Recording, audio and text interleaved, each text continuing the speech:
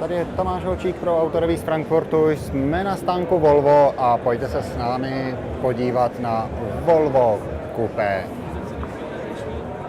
Tuto studii Volvo představilo nedávno před frankfurtským salónem.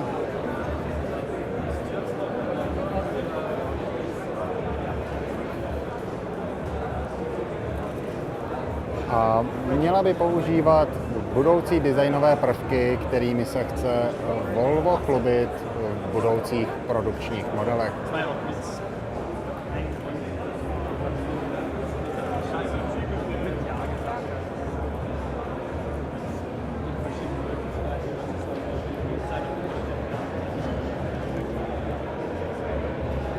Vidíte, že je tady mohutný středový panel, ale je tady zachována ta díra, která byla už v předchozích Volvo autech, kde to byl tenký štítek s tlačítky, tak tady je ta díra ve středovém panelu o podznání mohutnější.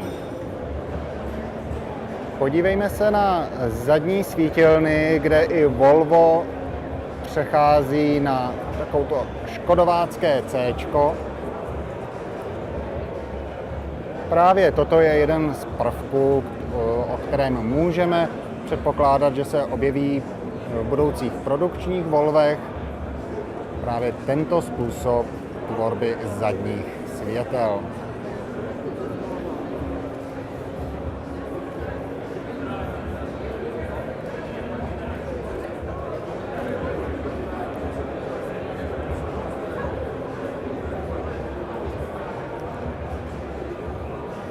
A jak už je na Frankfurtu snad i téměř pravidlem, je to plug-in hybrid. Zkrátka opravdu všechny automobilky tady uvádějí elektroauta nebo minimálně hybridy nebo plug-in hybridy.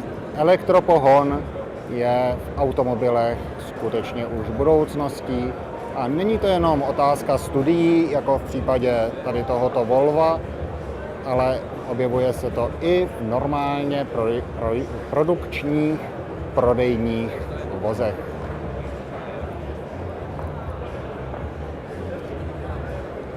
Takový byl tedy krátký pohled na Volvo Coupé.